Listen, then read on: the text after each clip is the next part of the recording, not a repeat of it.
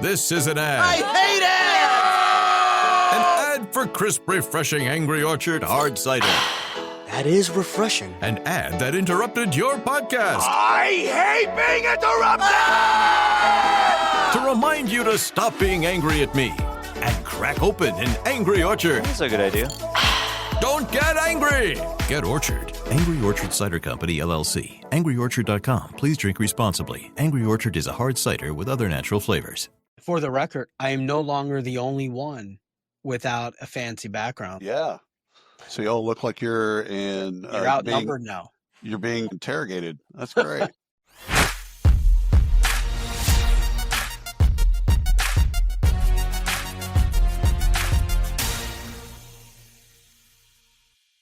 Hey, it's William Tincup and Ryan Leary. You're listening and hopefully watching the You Should Know podcast. Today we're going to be talking talent. We're also going to be talking about Applicant Pro and iSolve. We got a whole list of cool stuff to talk with Heidi. So Heidi, do us a favor and introduce yourself. For sure. My name is Heidi Barnett. I was the CEO of Applicant Pro. Right. We just completed the integration with iSolve, and I'm now the president of iSolve Talent Acquisition. So heavy focus on all talent strategies and products. I live in Utah and love the outdoors, hiking, biking, all of the things that us Utahns do. I have been in the HR space for around 15 years, and my background is in marketing. So there's an awesome tie between hiring and marketing, and I'm excited to talk through some of those pieces today. So that's just a little bit about me. I like all that. Ryan, I forgot to ask you how you're doing. I'm wonderful. I'm wonderful, and I'm used to this, Heidi.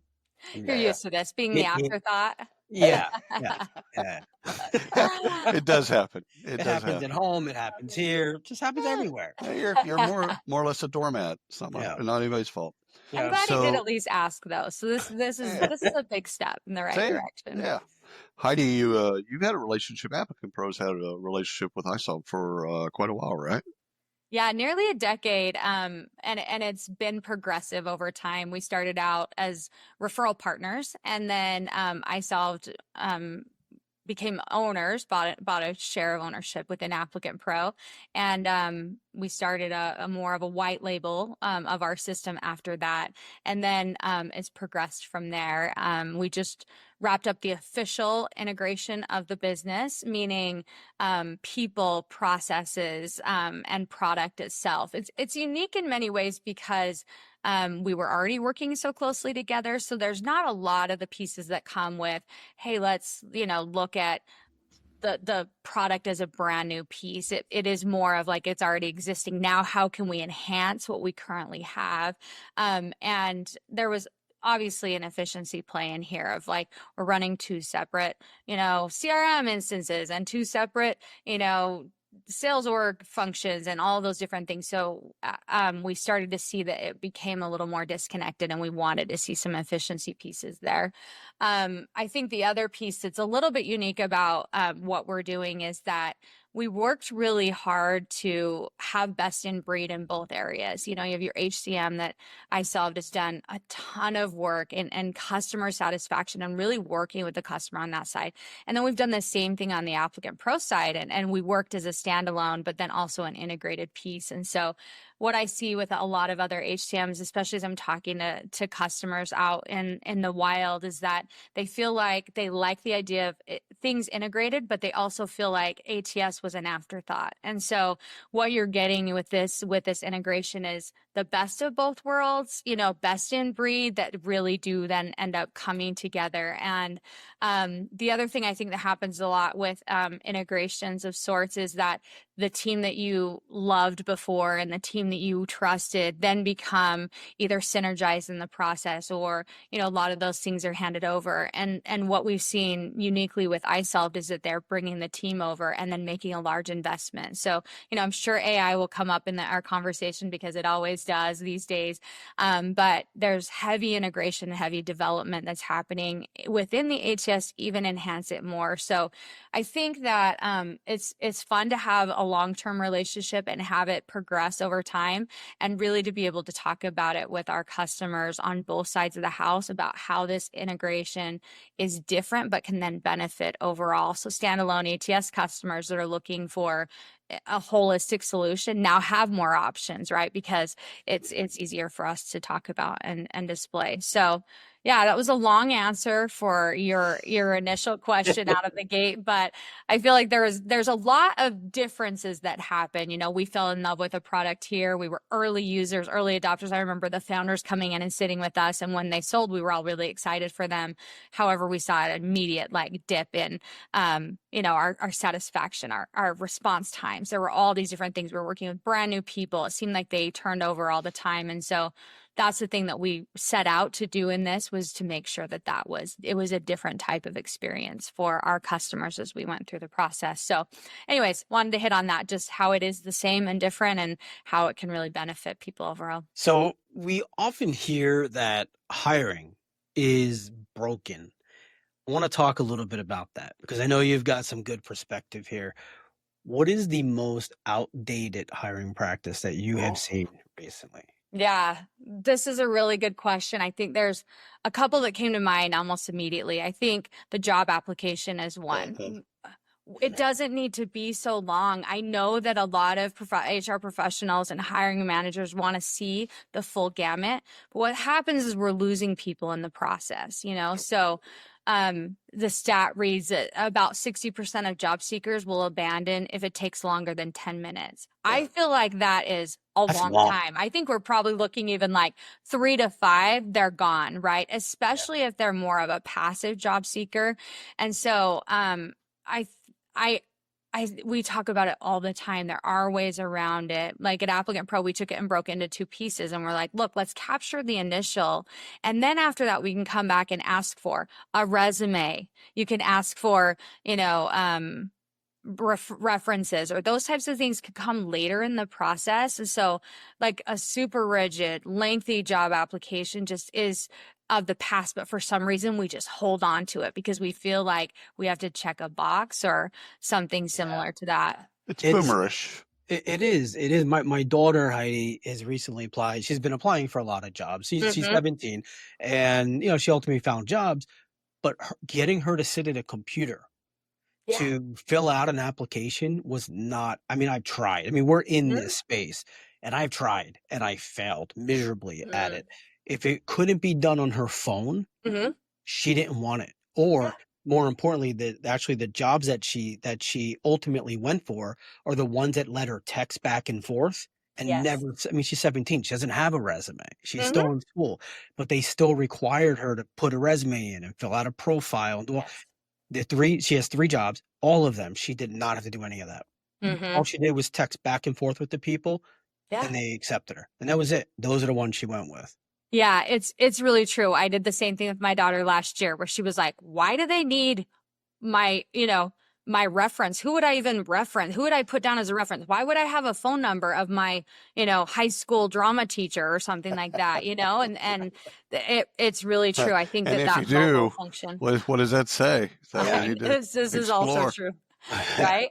I think you bring up a good point, Ryan. Another one that had come to mind is the response time. And so it's almost immediate that we, especially the younger generations, they want to have that interaction. They want to be able to schedule. They want to be able to get in. And I think that a lot of companies still feel like they have weeks to sit down, review the resume, progress them to a phone interview, take the phone interview, and then, get the hiring committee together. Now, I'm not saying that there isn't a place for that, but I think that on our entry level positions, those that have higher turnover, we just don't have time to do it. Right? We've got to get our response times better. And I think that leads also to a candidate experience. Hop on LinkedIn, scroll around, you're going to see some disgruntled job seeker. And I'm not saying disgruntled in a bad way. What I'm really saying is we're mistreating them in this process.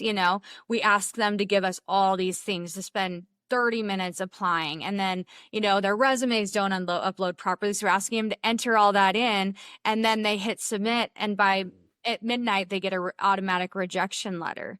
Like those types of things don't sit well. That candidate experience is not there. And I think that there are ways to do so much better with that process. And so that's another thing we hold on to. A lot of times we feel like on the HR hiring side, they're beholden to us, and we're going to, if they're dedicated, they'll jump through all my hoops. Well, that might not actually be true. A good candidate who has a decent job, who's maybe a little more passive, isn't going to jump through all your hoops because it's offensive to them. Oh, and Heidi, I want to ask you a question, and then I want to see William's reaction on this. Love it. Let's scenario land. You're interviewing somebody, and they just pick up their phone and they start scrolling and texting as they're talking to you in front of you in the interview. How do you react? I think I'd call it out. I'd be like, am I interrupting something? I've My reaction too. Yeah, I've had a couple candidates, pop open their phone and say, "Are you okay if I took some notes before? Are you okay with that?" And calling it out. But yeah, Ryan, that would be strange. I have zero issues with it. And the Tell me reason why. the reason is these are kids, digital natives. So half the millennials and everyone after that grew up on screens. Yeah. And so their entire experience with life is based on a screen. iPhone, iPad, laptop, whatever you've got, phone. Once you get into that, their entire life is screen based. And all of a sudden we then take them out of the wild and then put them in this abstract construct that we created, and boomers created before us, of we've now got to have this really intense discussion where we learn from each other and kind of find the fit. It puts them at a disadvantage, in my opinion. Yeah. Because we're asking them to play ball like we played ball. But in a conversation. No, again, we have conversations differently. Conversations are not a static conversations in Vikings and conversations in early English times. Conversations are different. They've been different. There's never been one version of a conversation. It's always been fluid. It's like culture. It's been fluid. So to think that, here's the thing. To think that they can just throw that out and behave differently, I think is unfair. Actually, I think it's biased. Yeah. Hi, this is Stacey Harris. And this is Terry Zipper, and we're the host of the two podcasts under the HR Huddle. On Spilling the Tea on HR Tech, we uncover the latest trends, truths, and challenges from Sapient Insight Group's groundbreaking research and our analyst insights, serving up everything you need to know about HR tech with no sugarcoating. And on HR We Have a Problem, we tackle the toughest workplace challenges head on, offering you expert advice and actionable solutions to help HR leaders thrive in today's fast-changing world. Whether you want the scoop on tech or tools to solve people problems, we've got you covered. Take a listen and subscribe. If you want to become part of our community, we'd love to see you. I think it's unfair.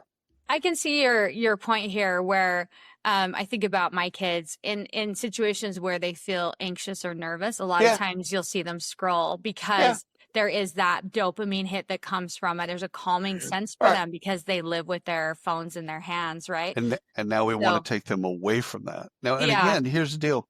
If they can have a conversation with you, legit, and still scroll TikTok, why do we care? They're going to be doing that on the job. I also have had conversations with my kids where I'm like, hello, because even if they're scrolling and talking, it will something will come up that's more interesting than me. Well, as it should. So the thing is, as parents, this is a fail for parents. Is again, we think that they have to play the rules like we played. Like I've got to have all your focus on me because I'm going to say something important. First of all, that's arrogant. We're talking about a job interview, not just a conversation. No, you can talk about parenting or job interviews. It's all the same shit. Same stuff, right? It's you're asking of them something that's not natural of them. And so, like, again, it's like take any bias that you'd like to, and I can do the exact same thing. You know, with people that are socioeconomically challenged, excuse me, I should say poor people, we expect them to show up in a suit. Why would we do that? Show up in whatever your best clothes are, however you're comfortable. Why would we expect that of them? We expect that of them because we want them to behave like we behave. This is sociology 101. Like, I'm not saying anything that like more professional sociologists, professors, and researchers haven't said for the last 100 years. It's just we have difficulty adapting because we want to see the world a certain way and get them to perform in the way that we see it. It's called social mores. So we're just trying to get them to adapt to our mores. I can see your point. I think there's also some things, you know, my son just went to prom and I had a conversation with him around here's some good social cues that you should take or things that you should do that I think would be, you know, you show up to the door, if a parent's there, shake their hand, say hello, introduce yourself. And those kinds of things, I think there is some training that could potentially happen in those scenarios where is it required? No. Would it be nice to have? Yes. Would it maybe set them apart or have them stand out in a scenario? And there may be jobs like we have jobs that they're on camera, they're presenting. That obviously will have a different perspective than my engineers that show up and, you know, you're on Zoom, but you know they smell like sleep, you know, those kinds of things where you're like, it's okay that in that scenario, it's okay, but maybe I wouldn't want that for my on camera, you know, sales executive that's going to be showing up to an enterprise deal. Yeah. I think even in that social setting with proms, when they get in the limo and leave, they're laughing at us. I'm sure. I'm sure they are. I'm sure there's a lot of laughing at us. Let's like legit going like seriously. I'm sure in that situation they got into the limo and they're like, really? Like that's not you. Like they're laughing at our inability to then just say, hey, if you can come to the door or not come to the door. Yeah. You can sit on your phone or not. Like again. This is really kind of it's fascinating as we relate it to candidates because we're going to be doing, if not soon, now with more candidates that are like that than are like us. So it's our ability to adapt or die. And it may be one of these things where we start to challenge our own thinking and say, why do those things bother me? Right. And some of it may be social programming where we, you know, decide, my grandpa did this and he told me that I had to starch my white shirt before I went to a job interview and I had to be there 20 minutes early. And, you know, you start to look at some of that programming that could be social programming and then start to challenge that. Is that really how I feel? First of all. Second of all, could two things exist at once? You know, could it be okay for him, but maybe could also be okay for the deeper, darker underbelly of this particular topic is what's the difference between biases and preferences? That's a question. What's the difference? I'll give you the answer. Okay, yes, please. I was like, I can fumble around on this one for you, but tell me. Preferences are how you justify biases. That's the difference. That's how we justify them, huh? That's exactly how you justify them. So if a candidate doesn't do things in the way that I want them to do them, that's a preference because I have a preference of the way I would like for them to behave, dress, talk, think, react, whatever. And so then I'm innately biased if they don't do them things. Don't do those things. So people think about bias, like, oh my, we don't like this type of people or we don't like this type of thing. No. It's hyper personal to you and your preferences. So anyhow, great point, great discussion. Let's get back to stuff that probably would be more interesting to the audience. Well, I don't know. That's pretty interesting stuff. I did like that. That was that. Thanks for that. Hardball there, Ryan. It was good to kind of dive a little bit deeper there. Appreciate it. Oh yeah. Well, he knew you were going to go in one direction. He knew that I was going to go. I can see she'll be more traditional than William here. I just 100%. Asked the question and then I shut up. I just let fight. How are we doing with internal mobility? Because you get to see with Applicant Pro now, iSolve. You get to see all the stuff that happens on the front end, but I can't help but think that you've seen what's happened in internal mobility over the last couple of years. What's your take on that? Yeah, I think internal mobility is becoming more and more important for companies, where you have maybe more constricted budgets. It's going to, Right. you don't want to lose that context before where maybe you could keep that internal, knowledge holder and then add additional people.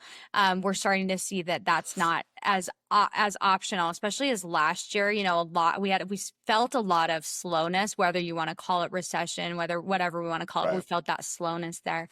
And so, what we're seeing is that need to have more internal mobility. We're also, this is a season of stay where we had the great resignation happening. It's the great stay. I don't know what, for lack of a better term, people are staying. And so I think that they're craving more of that internal mobility to feel involved in the organization, to feel important to the work that's being done.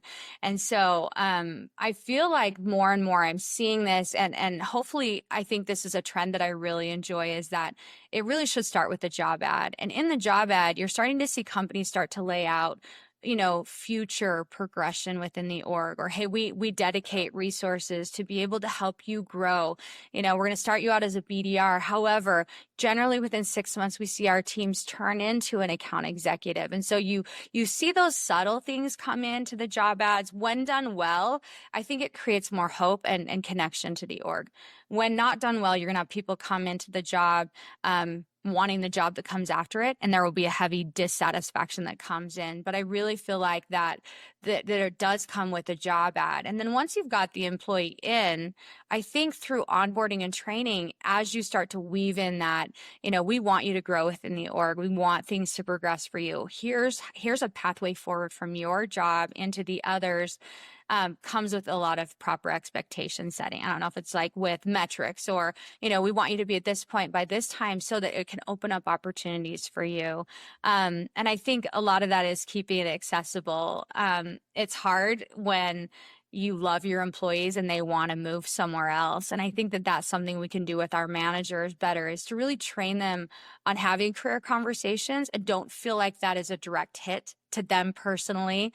I'd love to hear your guys' take on this one as well, is that I've read over and over, people don't quit companies, they quit managers. And because of that, I can see it, but I think it also can be a dangerous rhetoric where when someone wants to move internally or progress in their career that isn't allotted here, managers may feel as though they were a failure in these things, which isn't always the case. I think bad managers and toxic leaders can add to that, and maybe that's where that quote was coming from. But I'd love to hear your thoughts on that. Extremely simple.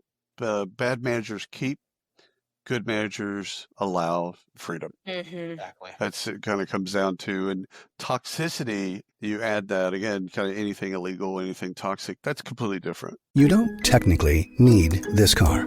You say that out loud to yourself. You say, I have no space. You say, I'm just looking. Then you click. Then you zoom in on photo number 87 and whisper, oh no. Then you text a friend, the one who always enables you. You say to yourself, this is the last one, knowing it is not. You don't need this car. But maybe, just maybe, this car needs you. Bring a trailer. It's never just a car. Yeah. It's just the idea of, if you want to hoard talent, talenthoarding.com. If you want to hoard talent, you're a bad manager. That's it. Period. End of story. I don't care where you came from, who you are, how many people you manage. Doesn't matter. If you're not happy for them to go onto their next greatest adventure, whatever it may be, internal, external, you're a bad manager. Period.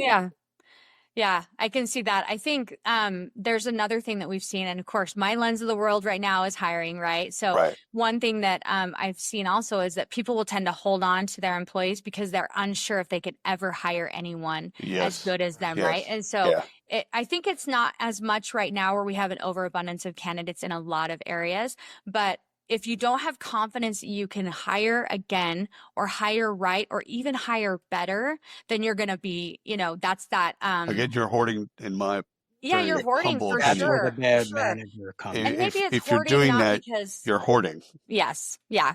Yep. Now, It definitely is you hurting. did strike on something that another thing that's quite interesting is uh, people feel hiring managers that feel that they might not get the spend to Yes. hire. Yes. So it wouldn't be talent. I mean, it's still talent hoarding because you're not allowing that person to go on, or kind of frustrating that person to go on to do their next greatest adventure, but you might not get that money Yeah. to then make that hire. In fact, just recently, the Shopify CEO came out and said, before you hire, you have to prove that AI can't do that bit. I saw that. I thought that was really, really fascinating and quite a great activity for efficiency and efficiency play. Right. But so that might have Yeah. even a good manager rethink. And I don't disagree with that thought either, though. I don't either. Yeah. I don't either. Again, efficiency, Heidi's kind of nailed it. It is efficiency, but it's also a coy way of slowing hiring. Yes. You know, this is like RTO disguised as, well, we would do layoffs, but, you know, why don't we just require everybody to come back in? That'll lay off enough people. Yes. I've had experiences both ways as an employee. I've had managers who couldn't wait to push me out. Like they're just like, hey, you need in a good way. Like he said, like, hey, you're really strong. You need to go here. You need to go. And they just kept pushing and pushing, and I kept going, which was fantastic. On the other side of that, I ran into a manager, same company, where it was just like, yeah, the only place you're going is to replace me, or you're going to leave, and one way or the other. Right. And at that point, I hated the company, and I was there for a long time. Yeah. It just wasn't enjoyable anymore, and I lost all interest in the company. And then, the continuance of that thought, where I had a bad feeling for this manager, his manager above, for not recognizing that I needed to go here. Right. And then it was parallel from there. It was just everybody I dealt with. I just had a bet like that. They're not looking out for me. Yeah. Where am I going to go? What am I? And it just created such a toxicity in my brain. I checked out and I did something else. Yeah.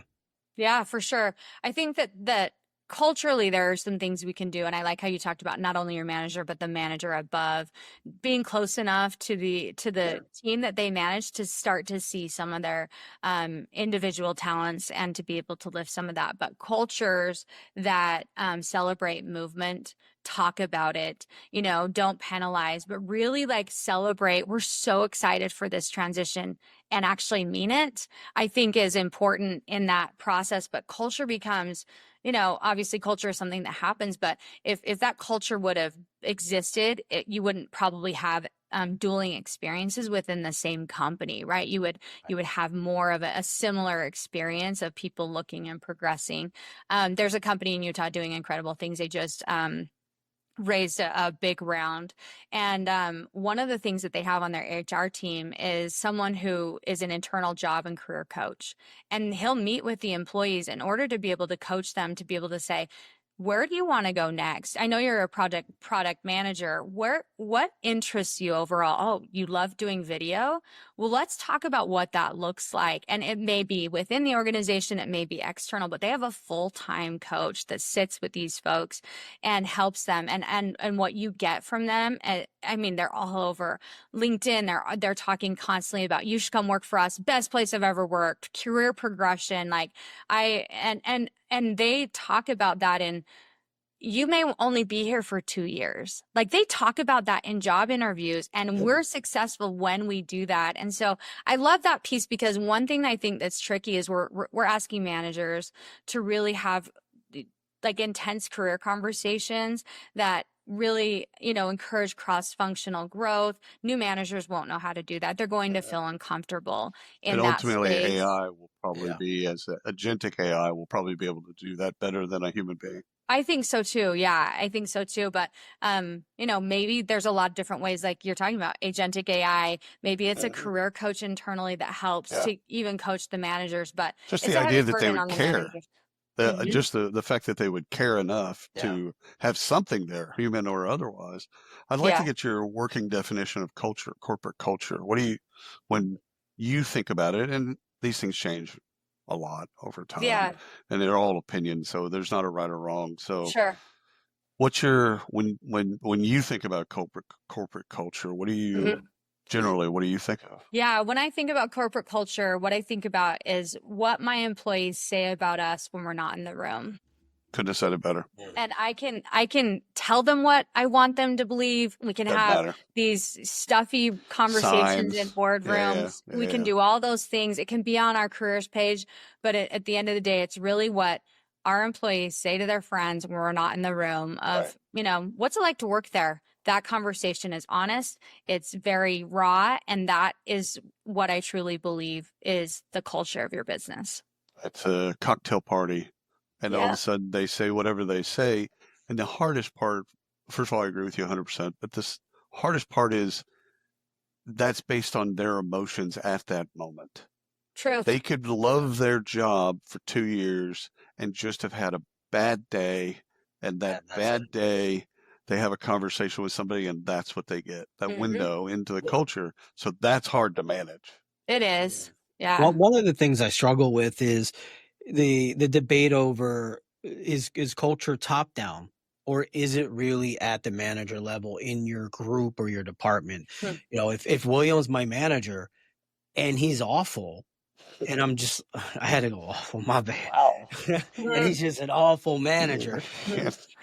Like, I'm going to have a bad experience. But the person who's 3 cubes over in a different department loves everything because their manager or their group is operating in a completely different capacity. But is that top down, or is it really localized into those smaller groups? This is a hard one for me to answer. I'll give you my opinion, and then I'd love to hear what you say, William. But it's hard for me to answer because I believe, my first response was bottom up, right? But as a CEO or a leader of a company, I have to believe that I can influence it, or I may just throw my arms up and be like, well, teams are going to have cultures and that's how it's going to be.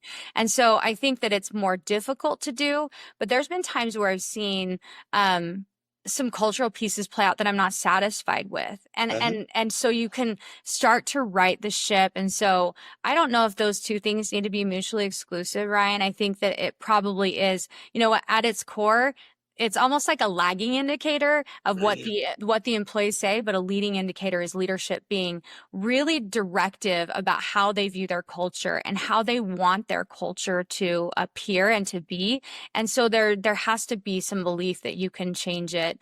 I'll give you one example, and then again, I'd love to hear what your guys' take is on this. But we had a top performer, and she was top performer of our sales org, and I loved watching her numbers on the board. She was really aggressive in completing her numbers. She was outperforming her own goals, outperforming her peers, and she was really hard to work with. And so, after some time, I knew it was grating on our teams, and I knew it was grating on me, and it was starting to, you would hear those side culture conversations. And so it came to a head, and we decided that it was time to remove her from the organization. And I remember feeling both guilt and some relief that it was done. And the thing that came after was fascinating to me. Our other performers that were still top performers in the business said, thank you so much. I now feel like I can be here again. And so this, I think, Ryan, it matches both of the things where it is culturally built within teams bottom up, but then from a top down, we can actually influence that to say, this behavior is not acceptable. And so I want to influence it in a different way. And we were able to make a pretty decent shift in cultural perspective within that sales team. I think for me, one of the things that we have to get over or understand better is there is no singular culture. There's cultures. Your sales team in New York, your sales team in Europe, they have their own. It's an umbrella of culture, and all of those cultures have to kind of be in alignment with the umbrella.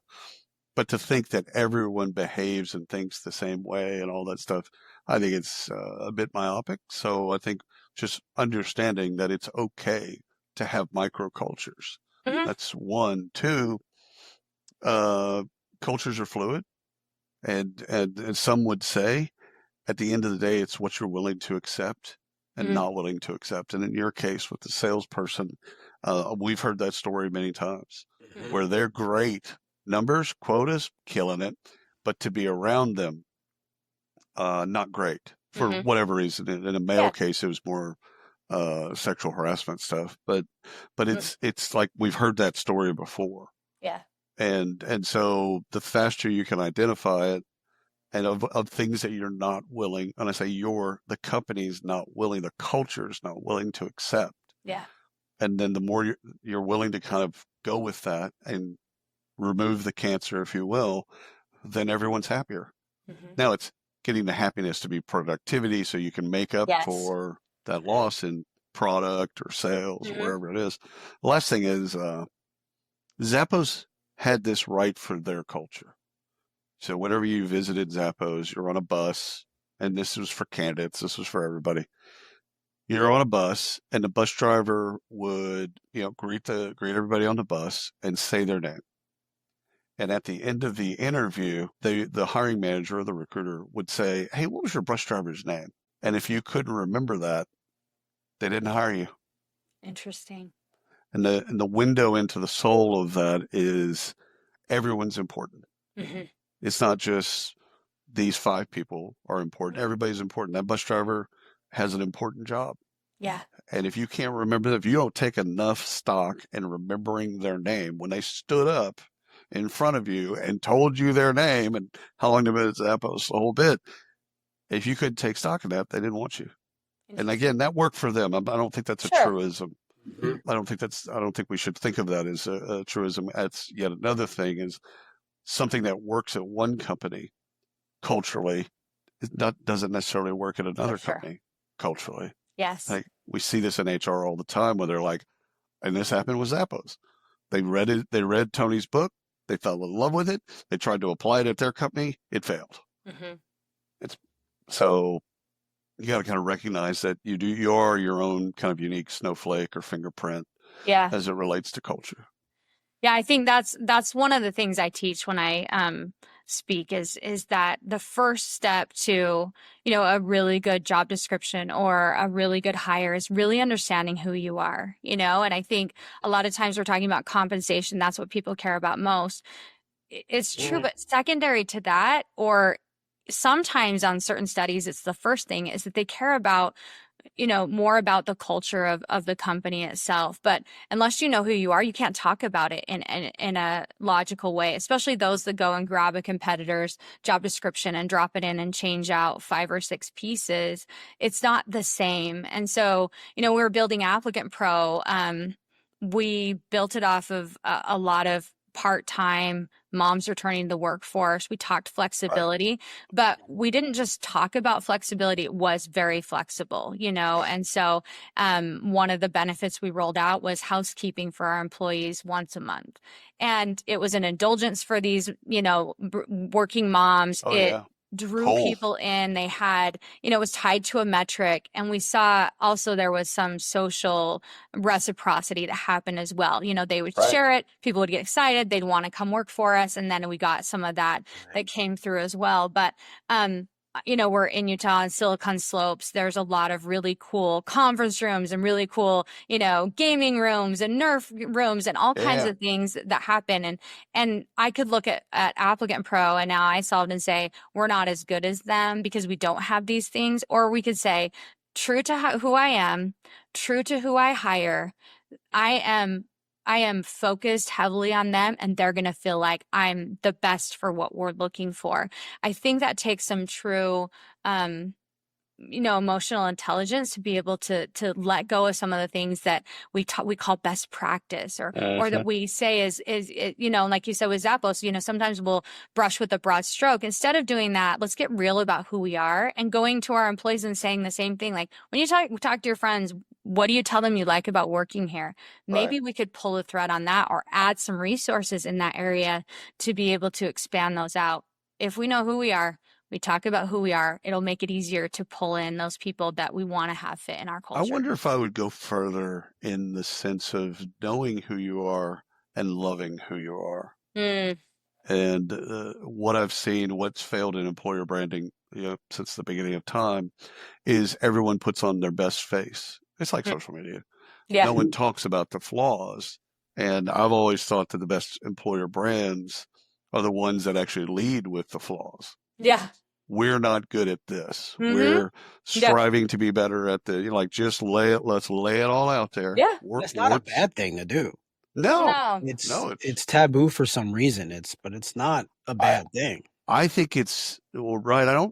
It might be taboo. That might be the right word, but I'm thinking because HR is risk management centric, they don't want to put the negative out. They want to hide the negative, which is the worst thing to do. See, I think it's just them being stingy. They want to make the hire. Could be. And that's it. They just want to win the deal. These don't have to be, they're not mutually exclusive. They could all be correct. All right, Heidi, we've got to do a commercial. Because we have a commercial. Ryan, you're better at reading commercials than I am. So there's no reading here. We're doing a webinar together. We are on May 20th. It's 2025. So if it's next year you're listening to us, you've already missed it, but you can come back and watch the replay. So May 20th, we're doing a webinar called The War for Talent. Yeah. Tell us, what are we going to be talking about?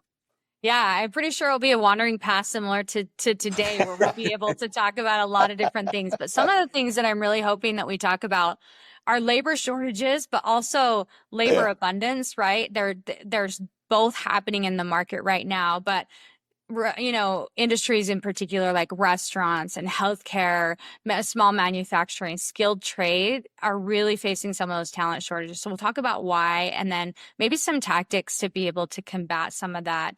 And then also it's interesting because we're seeing fewer workers entering the workforce. We have the gig worker, mentality. We have boomers that are retiring at a high rate. We have lower birth rates. Not with their 401ks being eliminated. I know that. Oops, too soon. Too soon. Way too soon. Let's see. Way too soon. Yes. I'm looking forward to it because I love doing these types of webinars where it's not, let's kill you with PowerPoint. Let's have a couple slides that are very important. And then let's get into a discussion. And we've got a great moderator that's going to lead us. And so then you and I can just riff off each other, which I think is going to be, and those to me, I don't attend a lot of webinars. However, I like producing those types of webinars because I think they're more interesting to the audience and taking questions, allowing people to just throw questions at us and like, all right, I hadn't thought about that. Let's go. Yeah, I love that too. I think a couple things, we talked about candidate expectations and candidate experience. We'll definitely pull on that. And then there will be an element of AI and automation and how, my view on it, I love William's view on it as well, of how do you replace the things that will then allow human resources to be human again, right? And talk about impactful areas within recruiting that AI can tackle for you. I think that those are some of the themes that you can expect. And like you said, we're going to be really human on this. We're going to be really natural. There won't be a ton of PowerPoint slides. Maybe the numbers, because I tend to was it 54% or 50? I never remember, but I think some of that could be helpful. But I think it should be a really rich discussion about the world of talent right now and how you can stand out and differentiate yourself. So with that, stop the tape, put down your pen, go register for the webinar. Did you say stop the tape? Oh, yeah. You know what that's a reference? No, you know what that's a reference to? All the career coaches of the 80s and 90s all would basically send out cassette tapes or DVDs. And so they would say after they do a bit, they're like, stop the tape, get out a notepad, write the 3 goals that you want to achieve this month. And it was just a bit. I mean, they all did the exact same thing, all the ones that were significant. They did the same thing. So stop the tape. Go register for the webinar. The whole point there is take action, right? Don't just listen. Take action. Right. Go register for the webinar and let's... Yeah, because it should really be an extension of this conversation and allow us to go even a little bit deeper.